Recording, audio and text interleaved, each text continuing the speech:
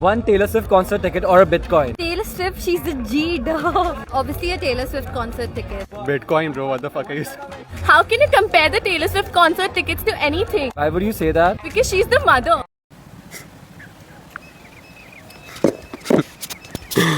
Mother of what? मेरे समझ में ही नहीं आया भाई। मदर किसकी मदर और किस चीज़ की मदर?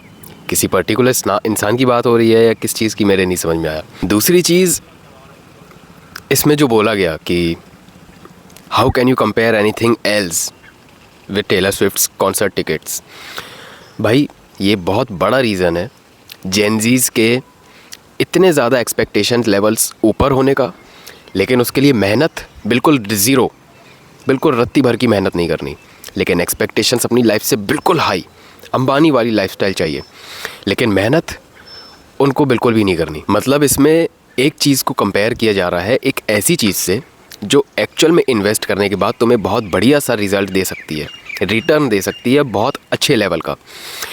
कंपेयर भी किस चीज़ को किया जा रहा है? एक तरफ टेलर स्विफ्ट का कॉन्सर्ट है, उसकी टिकट है, मे बी कितने की होगी, 30-40 हज़ार 50 हज़ार की, और दूसरी तरफ बिटकॉइन है।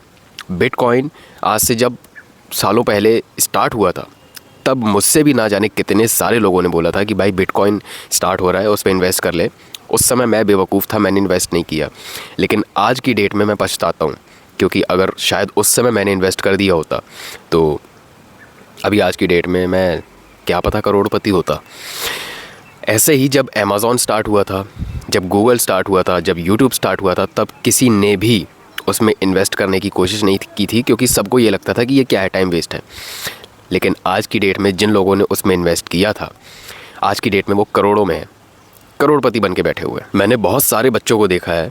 इनफैक्ट मैं तुम्हें अपने खुद के कज़न, मेरा छोटा एक भाई है, कज़न ब्रदर है, मैं उसका तुम्हें एग्जांपल देता हूँ।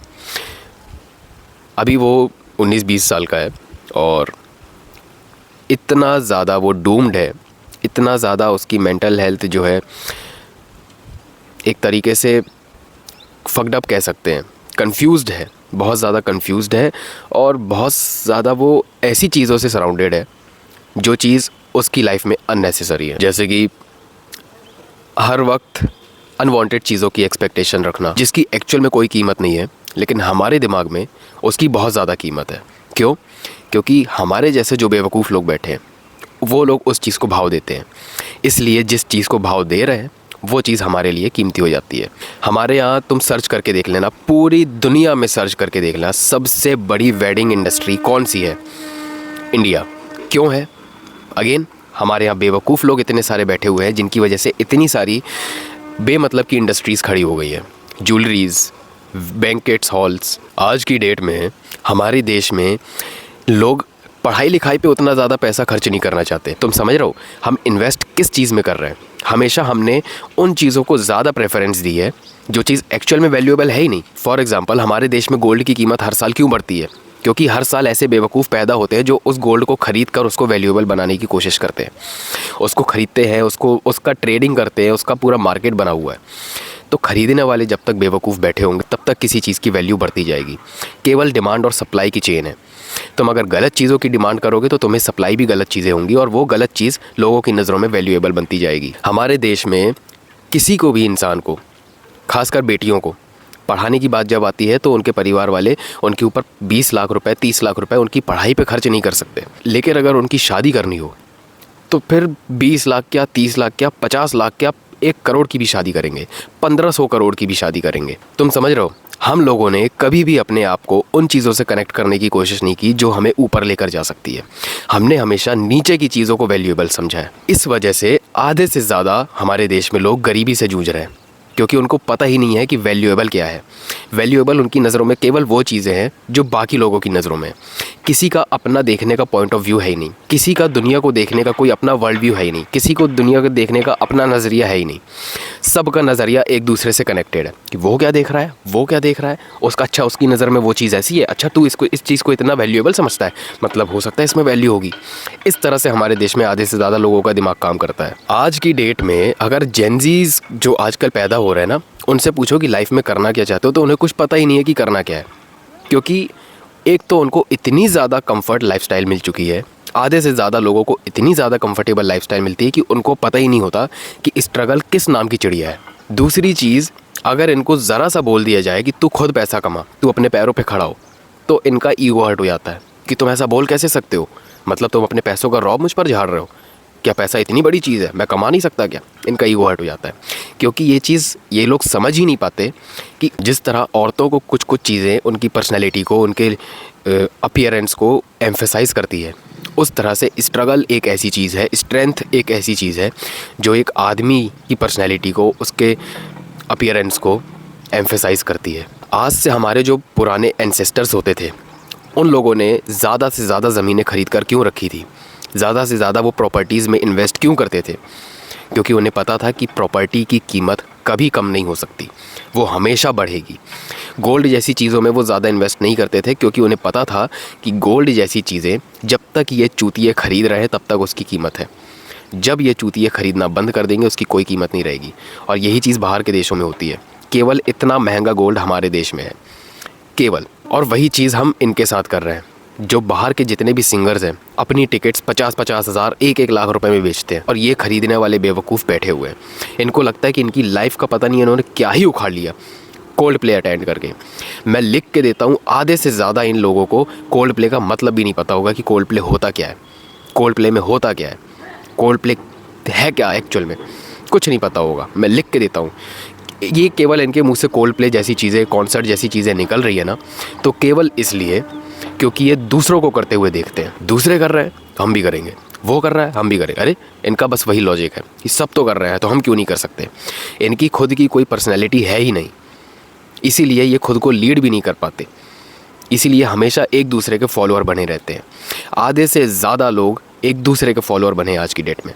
किसी की कोई खुद की पर्सनैलिटी है ही नहीं, कोई खुद को लीड ठीक से कर ही नहीं सकता, किसी को खुद को नहीं पता कि उसको लाइफ में क्या चाहिए, लाइफ में किस तरफ जाना है। ये लोग भूल चुके हैं कि आज से पहले हमारे एंसेस्टर्स का माइंडसेट कैसा, कितना ज़्यादा क्लियर होता था, उनकी लाइफ में किस तरह के स्ट्रगल्स चल रहे होते थे, उसके बाद भी वो स्ट्रगल में बने रहते थे। आज की डेट में आज जितनी भी जनरेशन पैदा हो रही है, जेन ज़ी जनरेशन जिनको कहते हैं, मुझे लगता है कि जब वो पैदा होते हैं ना, तब से वो एक ऐसे एनवायरनमेंट में आकर बैठ जाते हैं जहाँ पर सारे के सारे लोग, ऑलमोस्ट सारे के सारे लोग ऐसे हैं जिनका कॉमन सेंस माइनस में है, जिनका कॉमन सेंस जो एक लेवल होता है ना, उस लेवल पे भी नहीं है, उससे नीचे है। इसीलिए इनका भी कॉमन सेंस घुटने में चला जाता है, क्योंकि ये पैदा होने के बाद से ही अपने एनवायरनमेंट में ऐसे लोगों को देख रहे होते हैं, इसीलिए इनका भी माइंडसेट उसी तरह से ग्रो होने लगता है।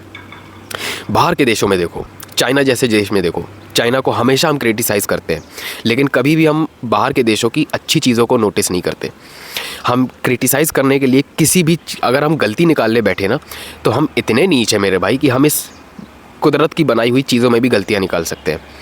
हम एक, जितना भी नेचर है, जितना ये एनवायरनमेंट है, अगर हम गलती निकालने बैठे ना, तो हम हर चीज़ में गलतियाँ निकाल सकते हैं।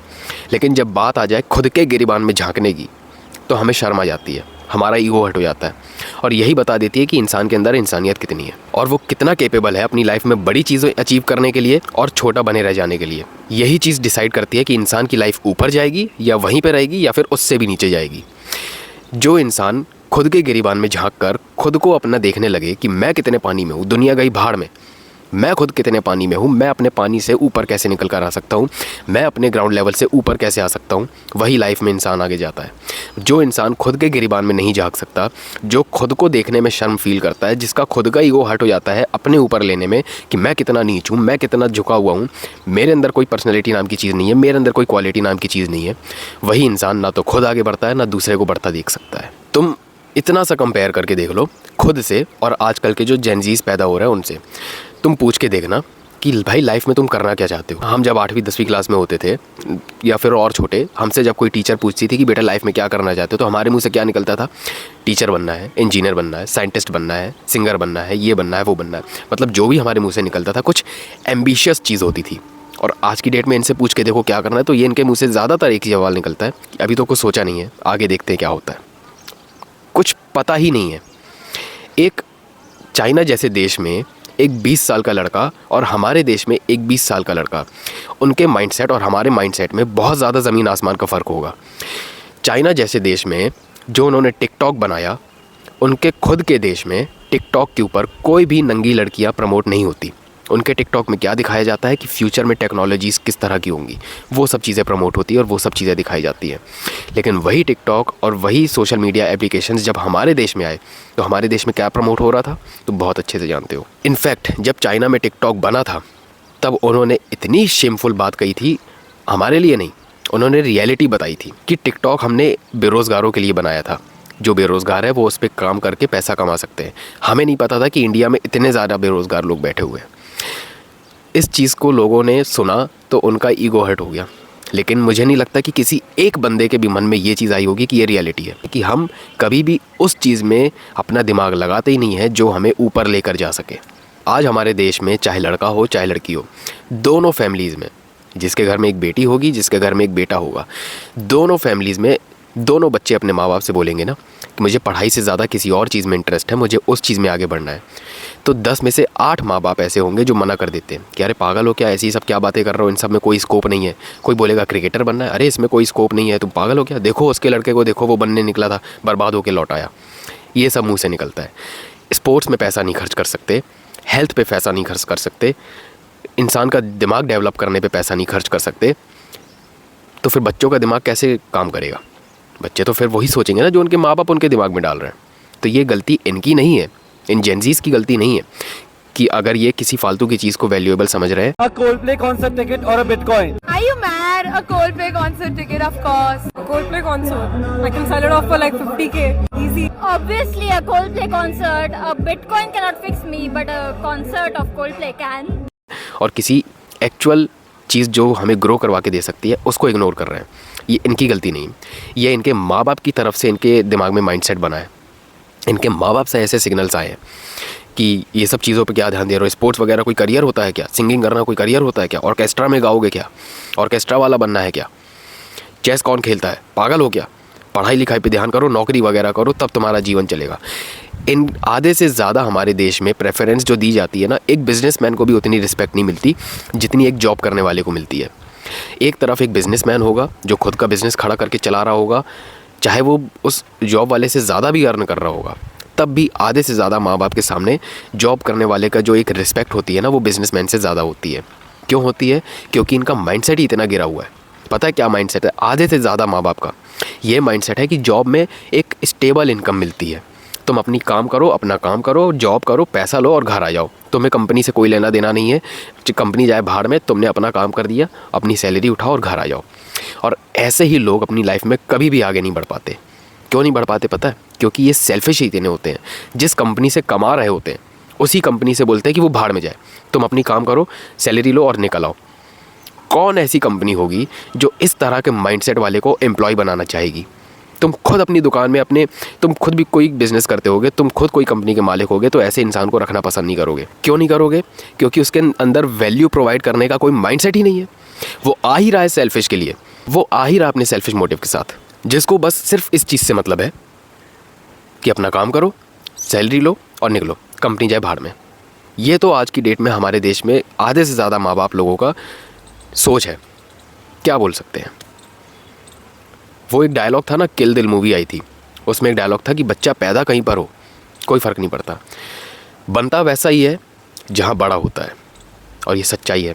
तुमने देखा है ना ये कान, हमारे कान, इसको देखोगे ना, ध्यान से गौर करोगे तो ये एक फ़ीमेल की वॉर्म की तरह दिखता है। जब एक वॉर्म में बेबी होता है ना, जिस पोजीशन में, उसकी तरह दिखता है ये। देखो, इसका मतलब पता है क्या है? ये बहुत बड़ा साइन है किस चीज़ का? कि जब एक बेबी हमारे पेट में होता है तब वो सारी चीज़ें हमारे कान के थ्रू सुन रहा होता है, उसके दिमाग में सब चीज़ें जा रही होती हैं। इसीलिए जब कोई बच्चा पैदा होता है ना, किसी के घर में इंटेलिजेंट पैदा हो रहा है, किसी के घर में बेवकूफ़ पैदा हो रहा है, तो वो इसी की वजह से, जो चीज़ हमारे कानों से अंदर जा रही होती है वो चीज़ सिर्फ हम नहीं सुन रहे होते, पेट में जो बच्चा होता है ना वो भी सुनता है। उस चीज़ को वो कैप्चर करता है, उस माइंडसेट को कैप्चर करता है। तुम्हारा दिमाग किस तरह से काम करता है एज अ पेरेंट, तुम्हारा एनवायरनमेंट किस तरह का है, तुम्हारे आसपास लोग किस तरह की बातें करते हैं। अगर सब ऐसी ही बातें करते हैं, किसी को भी ऊपर जाने के से कोई लेना देना नहीं है, किसी को भी सिर्फ इस चीज़ से मतलब है कि जैसी लाइफ चल रही है चलाओ, इससे ज़्यादा क्या चाहिए। किसी को ग्रो नहीं करना है, बैठे रहना है, जितना आ रहा है संतुष्ट है, तो बच्चा भी वैसा ही निकल कर आता है। और ये उसी चीज़ का नतीजा है, क्योंकि हमने अपना ही माइंडसेट डेवलप नहीं किया। इसीलिए आज की डेट में हमें ऐसी जेनजी जनरेशन देखने को मिल रही है जो इतनी ज़्यादा डूम्ड है, हमारी पिछली जनरेशन से इतनी ज़्यादा कमज़ोर है, हमारी पिछली जनरेशन से इतनी ज़्यादा पुअर है, मेंटली, फिज़िकली, फाइनेंशियली। हमारे एंसेस्टर्स हमारे 20 साल की एज में माँ बाप बन जाते थे, बच्चे पैदा करके फैमिली संभाल रहे होते थे। और आज की डेट में 20 साल का बच्चा डायपर से बाहर नहीं निकल पा रहा, मेंटल डायपर से, एक्चुअल वाला डायपर नहीं, मेंटल डायपर। मेंटल डायपर कैसा? अरे बाबू तुम बात क्यों नहीं कर रही, बस इसी चीज़ में लगे हुए हैं, बाबू सोना करने में लगे हुए। हम ना शादी करेंगे, हमारे बच्चे होंगे, बच्चों का नाम भी सोच लिया। आधे से ज़्यादा लोग इसी चीज़ में लगे हुए हैं। तो कहाँ से हमारी जनरेशन आगे बढ़ेगी, कहाँ से लोगों का दिमाग आगे होगा, कहाँ से उनका डेवलपमेंट होगा उनके दिमाग का, कहाँ से उनको ये चीज़ समझ में आएगी कि वैल्यूएबल एक्चुअल में क्या है। क्योंकि उनको वैल्यूएबल क्या है वो बताने वाले भी इनका कोई और है, इनको खुद को वो चीज़ नहीं पता कि एक्चुअल में वैल्यूएबल क्या है। जो हमारे एंसेस्टर्स हुआ करते थे ना पहले के टाइम पे, उस समय नया नया देश आज़ाद हुआ था, तो जाहिर सी बात है इकोनॉमी हमारे देश की उतनी ज़्यादा स्ट्रॉन्ग नहीं थी और लोगों के पास उस समय उतने ज़्यादा ऑप्शंस भी नहीं होते थे कि पैसा किधर से कमाया जाए। तब भी उनका माइंडसेट इतना ज़्यादा स्ट्रॉन्ग होता था, उनका बिलीफ इतना ज़्यादा स्ट्रॉन्ग होता था। जो आज हम देखते हैं ना बहुत सारे लोगों के पास पुश्तैनी पैसा, पुराना घर, हवेली, वो उन्हीं का कमाया हुआ है। और आज की डेट में जब सारे रिसोर्सेज अवेलेबल है, पैसा कमाने की कोई लिमिट नहीं है, किसी भी चीज़ से पैसा कमाया जा सकता है, तो उस चीज़ का यूज़ कहाँ हो रहा है? केवल फालतू की चीज़ों में। शर्म की बात हमारे लिए नहीं है, हमारे एंसेस्टर्स के लिए। इससे ज़्यादा मैं कुछ नहीं बोलूँगा इस वीडियो में।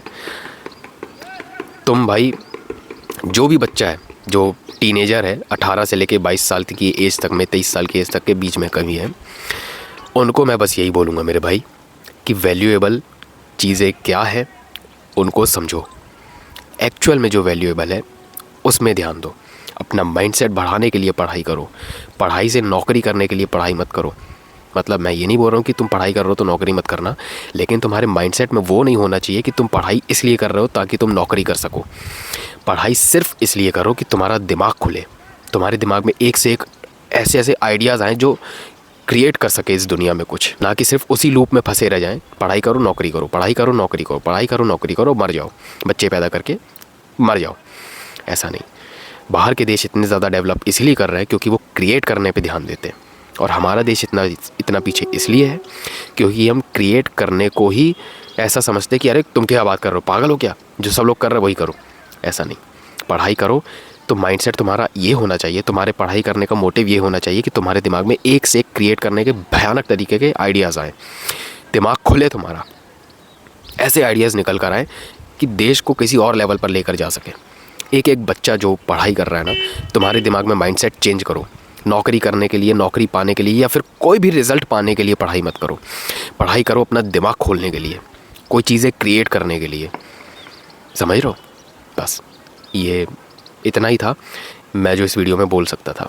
बाकी वीडियो कैसी लगी तुम्हें कमेंट करके ज़रूर बताना। बेस्ट पार्ट कौन सा लगा वो भी कमेंट करके बताना, और कौन कौन वीडियो को यहाँ तक देख रहा है हाज़िरी लगा देना। इसके साथ ही अगर तुम चैनल पर नए आए थे तो चैनल को सब्सक्राइब कर लेना, वीडियो को शेयर कर देना अभी सभी दोस्तों के साथ। और अगर तुम मुझसे 1-on-1 कोचिंग कॉल में बात करना चाहते हो तो लिंक नीचे डिस्क्रिप्शन में है, चेक कर लेना। और अगर तुमने मुझे अभी तक इंस्टाग्राम पर फॉलो नहीं किया है तो जाओ फॉलो करो, ऐसा ही बढ़िया बढ़िया कंटेंट मैं वहाँ पर भी डालता रहता हूँ। मैं मिलूँगा आपको नेक्स्ट वीडियो में। Till then bye bye.